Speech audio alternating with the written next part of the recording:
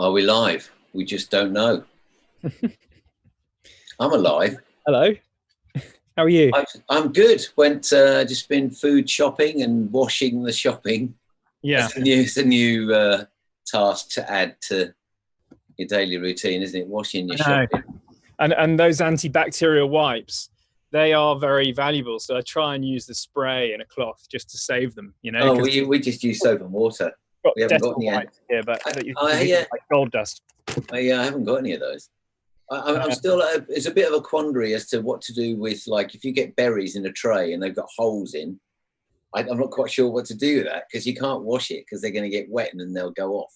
I did a really bad thing the other day because I opened, the little plastic film on those berries. I just opened it with my mouth out of the fridge, and then I went, oh, "What have I done?" Like, it was just. Anyway, I'm still to tell a tale.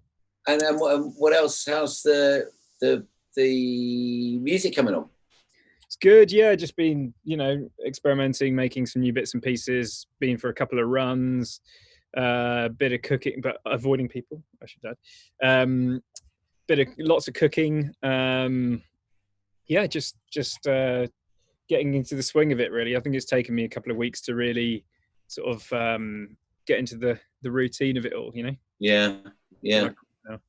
Well, I've launched into the world of streaming. I did a test thing. I have to say, once I got it all connected, it took me about an hour to get everything ready to go.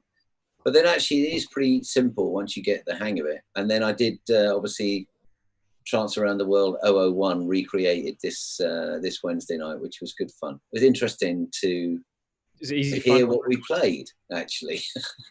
Because, yeah, go on.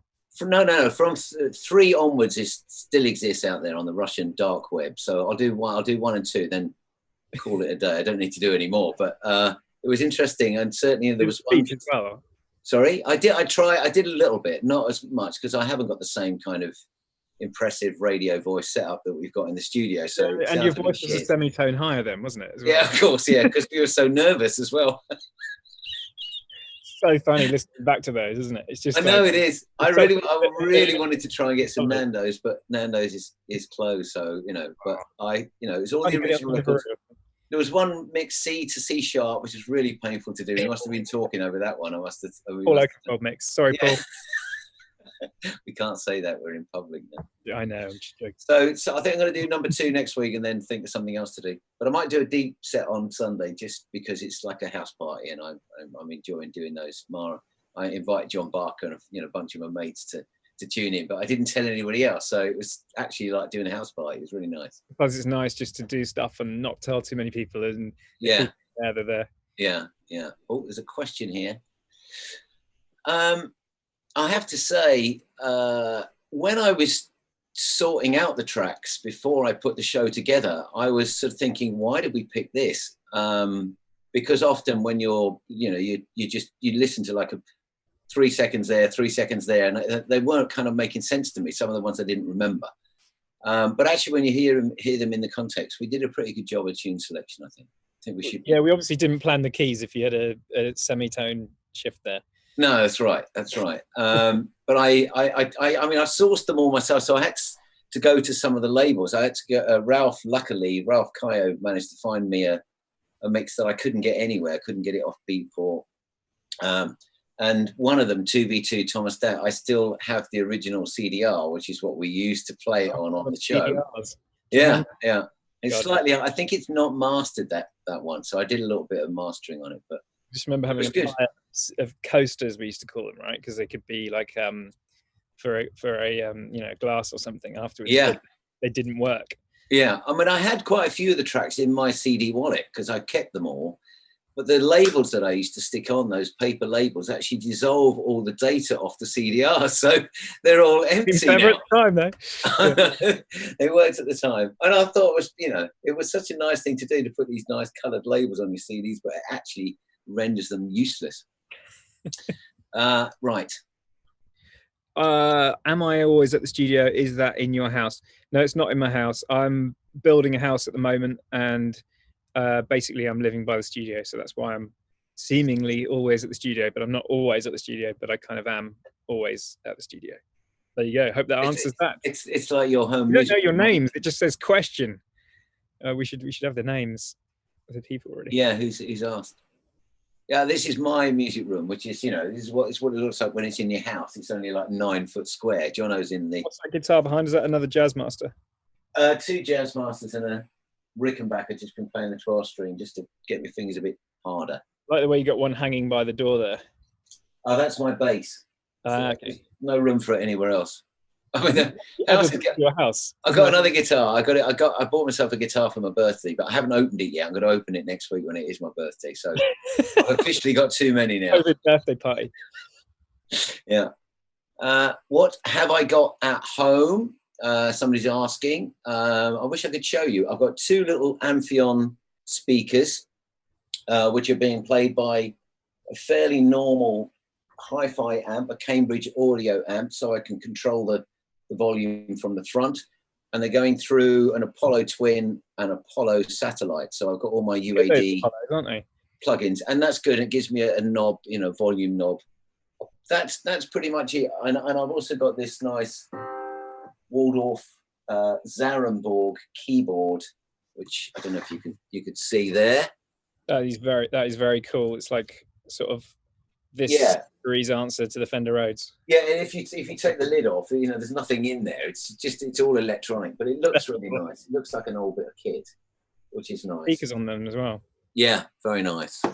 Jono's obviously got the entire Above and Beyond kit.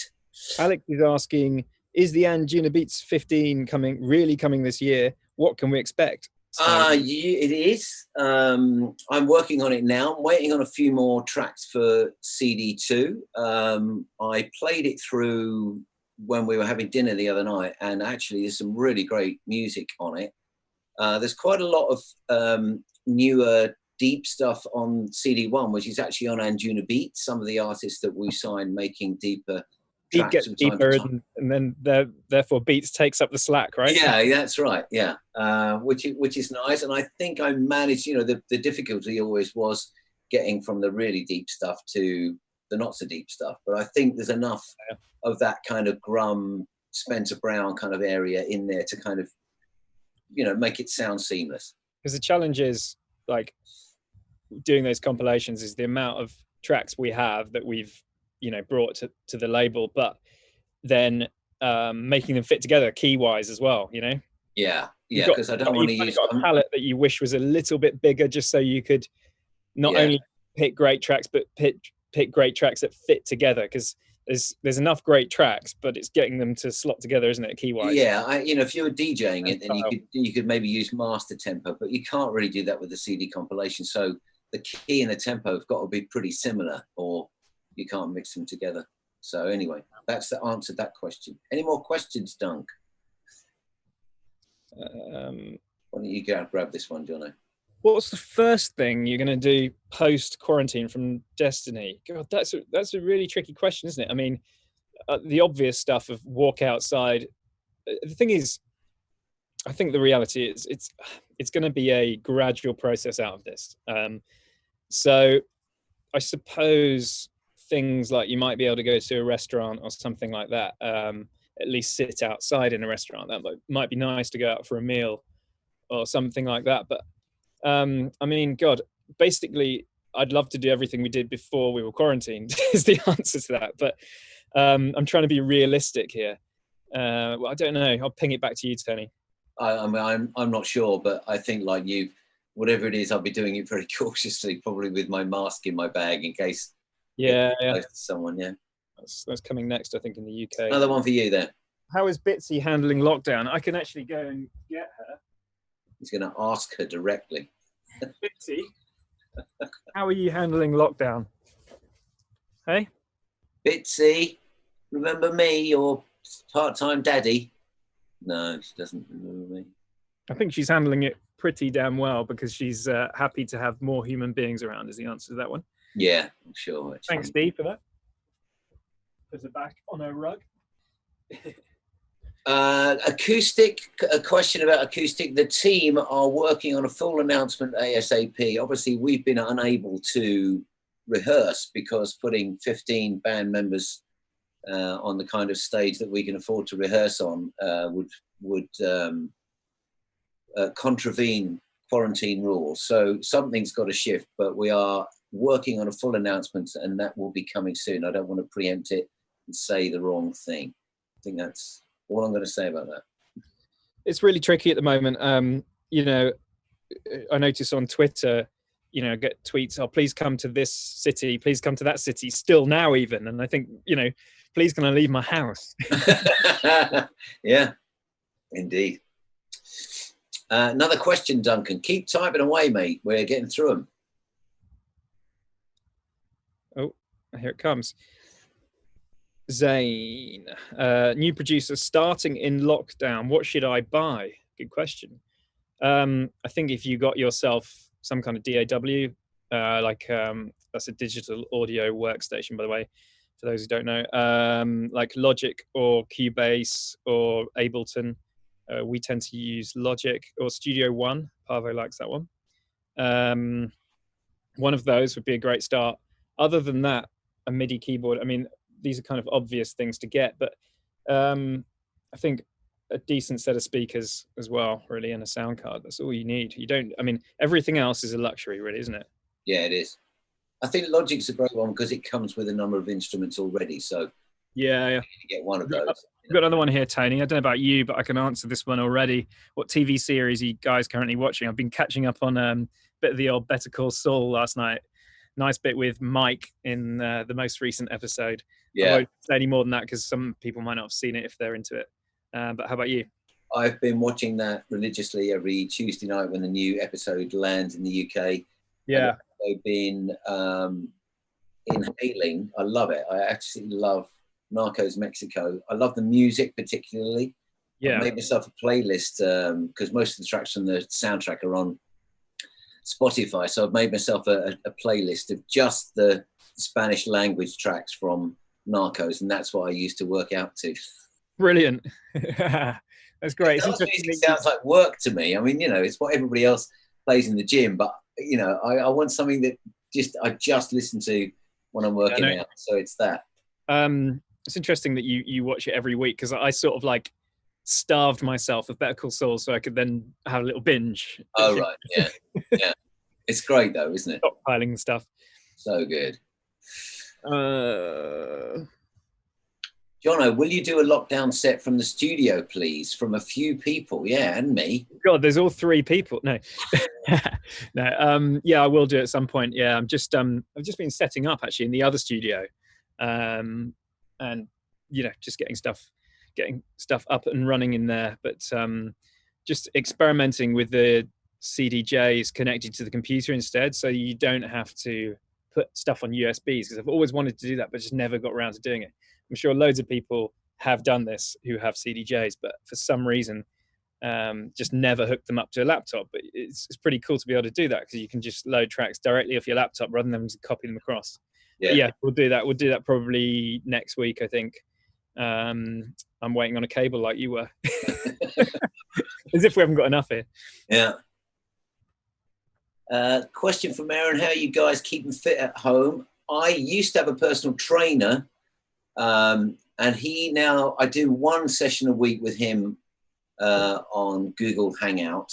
I've got an iPad that I can position around the room so he can see I'm doing the exercises. And then he's given me this fantastic app, which has got workouts on that I do 2 other days a week. And that's how I do it.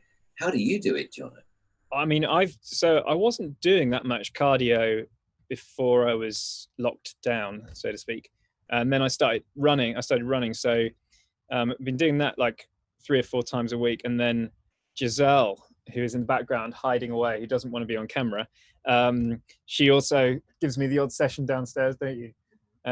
So I'm doing some weights. She's got some weights and kettlebells and things. So I'm doing that a little bit as well. So don't think I'm going to suddenly grow because I don't have the genes for it, but I might end up next week here, you know. Just make it look like it. Yeah, I'm glad we got the wardrobe coordination right for this week. Hoodies.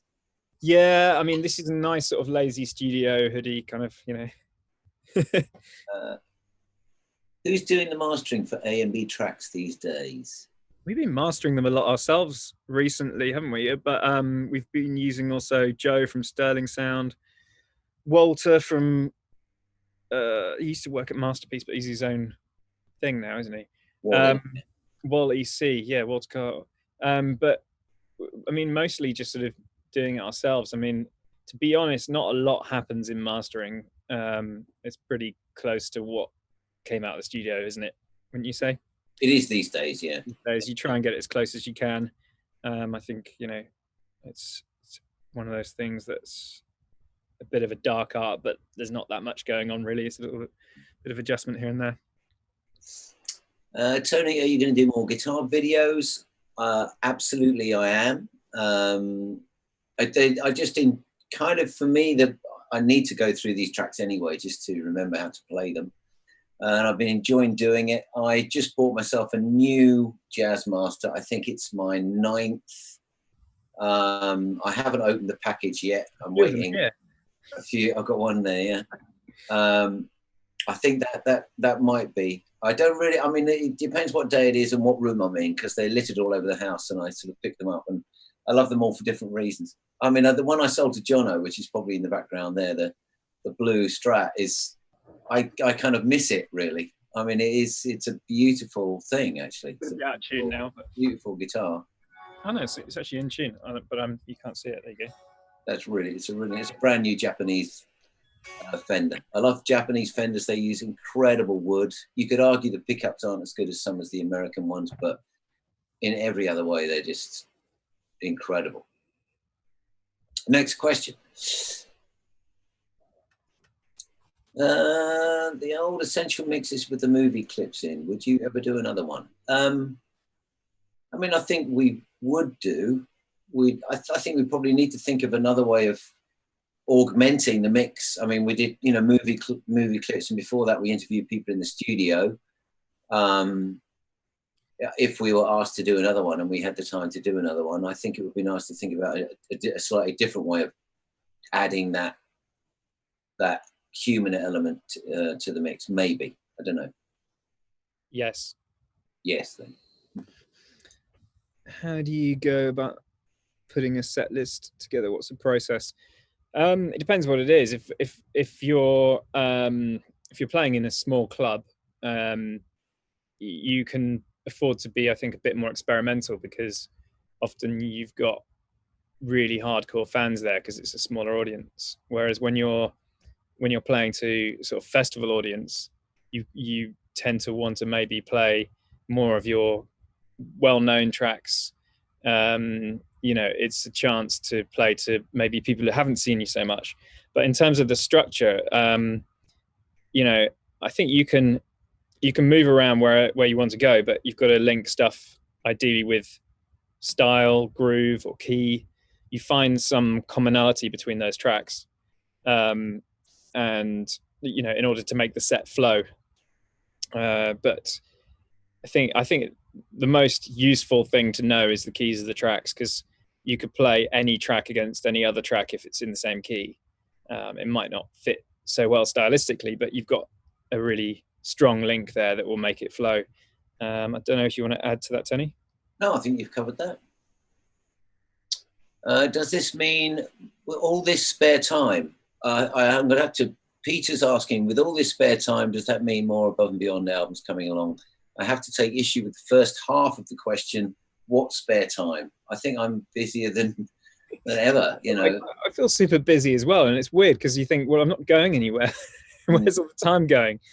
But no, I mean, we're trying to write new music all the time, and put new stuff together. So what form that takes, whether it's albums, singles, we don't know yet. But we're always trying to be creative and come up with new things, and throwing more paint at the wall and seeing which bits we want to cut out and release, if you like.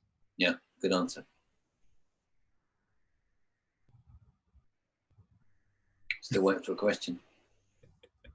Duncan's desperately trying to type somewhere. Have you bought any new synths? No, I opened some boxes of synths we'd already bought, though. Oh. One of the ones I opened was, where is it? God, I can't find it. But it's a Roland TB303 clone, basically. Oh, lovely.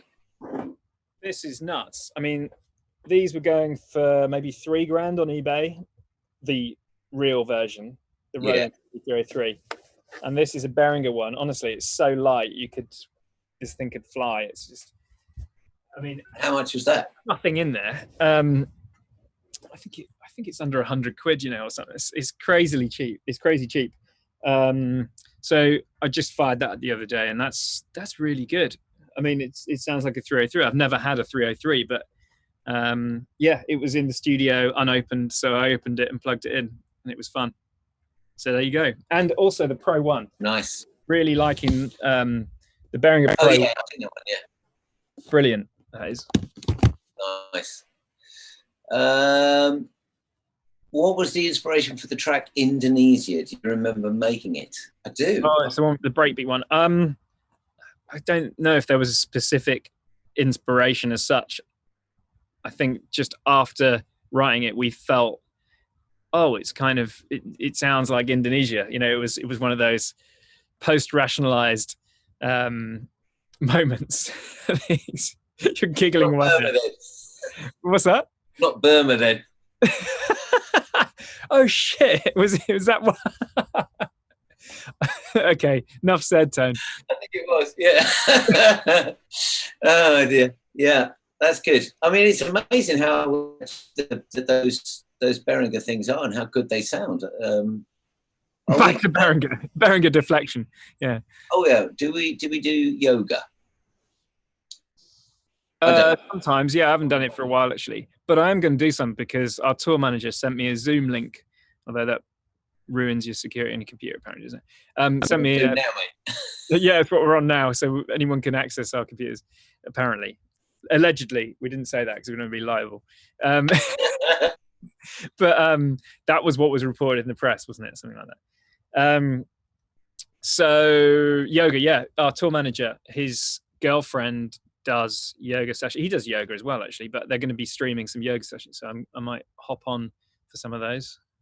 Yeah. I used to do it. I've been doing more PT. I just am finding it more.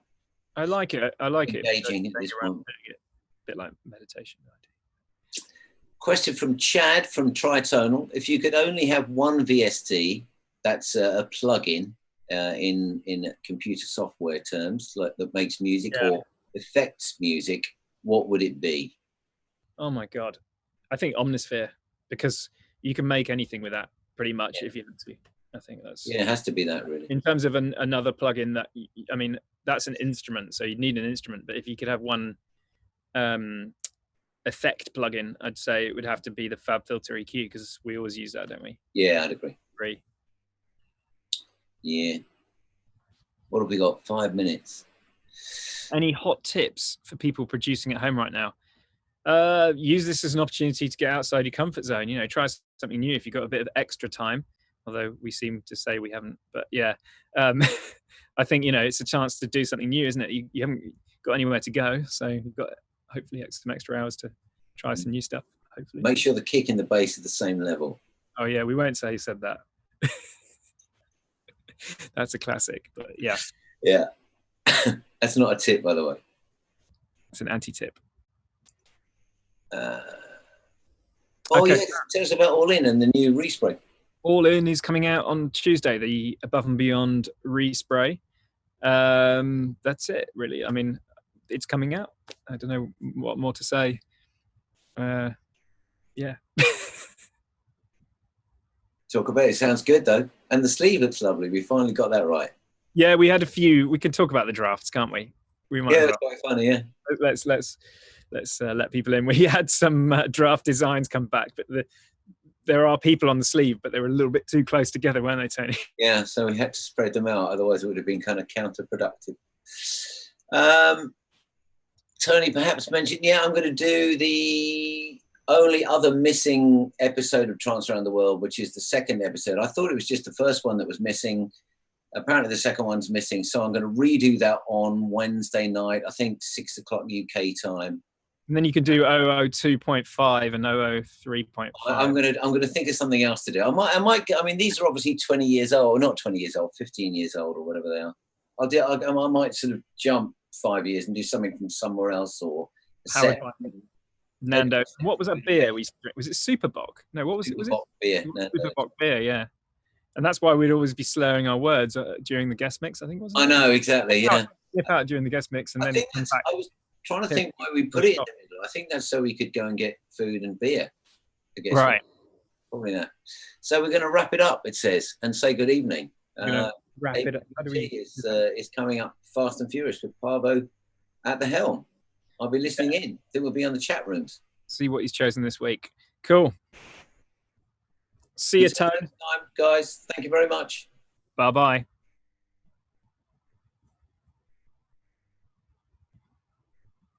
Are we still live? Probably. I think the other one.